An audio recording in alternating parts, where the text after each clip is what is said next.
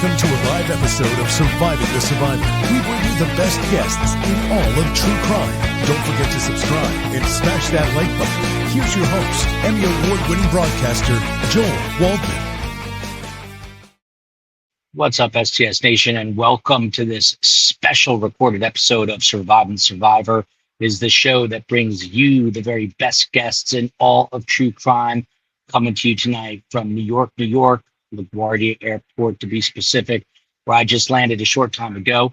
And while I'm in New York to dig deep into the Sean Diddy Combs case, I'm going to talk about a little something that happened Friday night. I've had some real highlights in my career, some really amazing moments that I won't forget, including interviewing former presidents, attending Democratic and Republican national conventions, going to the Iowa caucuses, covering unbelievable news events, including the Super Bowl and the World Series. Well, last night ticked something off, I should say Friday night, on the bucket list, and that is appearing on a Dateline episode that was actually hosted by correspondent Keith Morrison, produced by their excellent producer of over 30 years, Shane Bishop. Well, Dateline went deep on Bryan Kohberger, and the information we got, which I'll get to in a moment, was amazing. But unbeknownst to me, and a big surprise, toward the middle to back three quarters of the show, suddenly we see a thumbnail for Surviving the Survivor, and Dateline and NBC reveal that it appears Bryan Kohberger was, at least at one point, watching Surviving the Survivor. You guys have all heard about this quadruple murder. It's a little scary, especially considering what he is accused of, which is the horrific murders of 4 University of Idaho students. You've got, of course, Kaylee Goncalves, Xana Kernodle, Madison Mogen, and Ethan Chapin. This, however, was not obviously about Surviving the Survivor.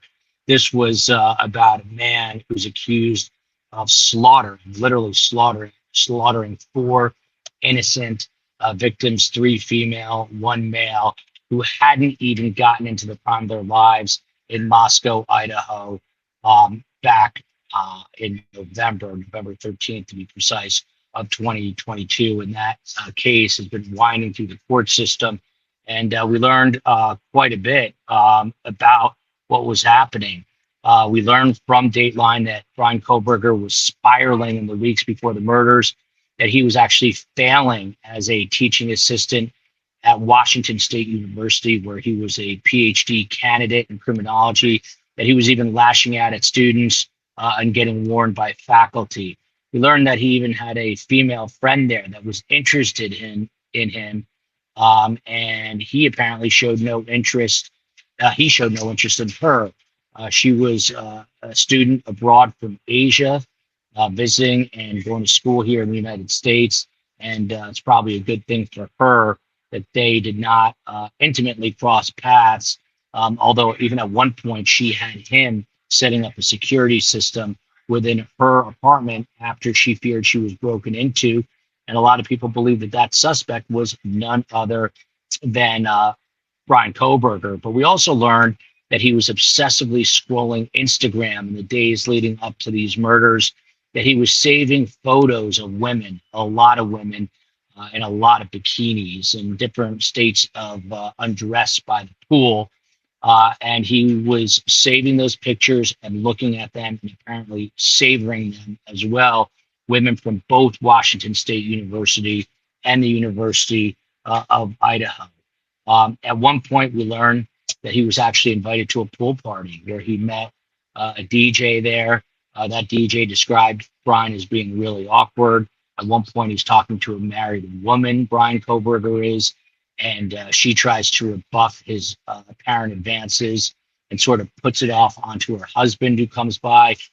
Bryan Kohberger apparently does not take the cue and continues to try to work his personality on this particular married woman. It goes nowhere. Again, thankfully for this woman in particular. We also find out in this episode that Bryan Kohberger is searching the phrase sociopathic traits in college students. Now, NBC News is definitely a cut above most, especially Dateline, which is highly regarded.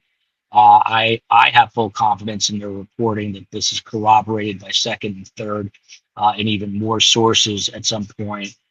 Bryan Kohberger went on apparently to Google, can psychopaths behave pro-socially? Then he put in disturbing porn keywords involving words like drug and sleeping.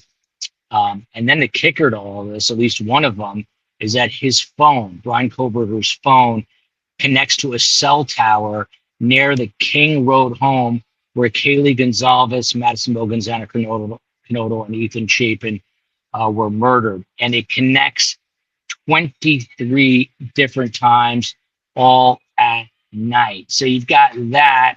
And then you've got this pool party that we hear about and see about in Moscow, Idaho. And there's another student there who is basically testifying in so many words to the fact that Bryan Kohberger came off as this very socially awkward, kind of creepy guy. Said he even forgot about him. And then they crossed paths with Bryan Kohberger later on a hiking trail not too far away. So these people were all crossing paths with the man now accused of these 4 horrific murders. And then, of course, you get to November 12th, the night before the crimes. The housemates there were celebrating senior day. Kaylee Goncalves had moved out a lot of her belongings, but came back with her pup just to say hello and hang out. And then it is November 13th, 4:07 a.m., and Dateline has some incredible footage of a white Hyundai Elantra, which you'll recall is what had been linked to Bryan Kohberger. And that white Hyundai Elantra is just circling the area over and over again, and finally makes a stop right in the direction of 1122 King Road. And then what would be the time frame that investigators have put as the murders having been essentially finished is when you see that white Hyundai Elantra just speeding off, the tires spinning out. And that is when prosecutors say the murders happened. 90 minutes after that, Bryan Kohberger's phone pings again south of town. By 10:31 a.m., he's back in Pullman taking a bathroom selfie, that really creepy one where his skin is, very palish, and he's in front of the shower. Well, we also found out in this episode that he had a sort of a fascination with the infamous serial killer Ted Bundy, who some say that Bryan Kohberger even resembles when they were both young looking. And he at one point is wearing a hoodie like Ted Bundy had previously worn in some harrowing images of him. Well, prior to anyone ever knowing the name Bryan Kohberger, prior to anyone having any idea who he was, I will stand by the fact that we've got the best guests in true crime. We had on Dr. Gary Mercado, who studies serial killers for a living, and he was joined by Ann Burgess. And this is in the weeks after the murders, before there were any suspects. They looked at the evidence, the behavior, the scene, and they painted a psychological picture that later would line up almost perfectly with Bryan Kohberger. So yeah, it was surreal seeing surviving the survivor on Dateline. But matters most is what we've been doing from day one, which is digging deeper and asking harder questions and trying to make sense of all this darkness that occurred back on November 13th of 2022. One other point that's of importance that we are learning about from this show and other people is that Bryan Kohberger had Dr. Catherine Ramsland as his professor at DeSales University in Pennsylvania, which is where Bryan Kohberger is originally from. Well, Dr. Ramsland is very well known in the criminology field, particularly for writing pieces and even a book with Dennis Rader, the so-called Find, Torture, Kill serial killer.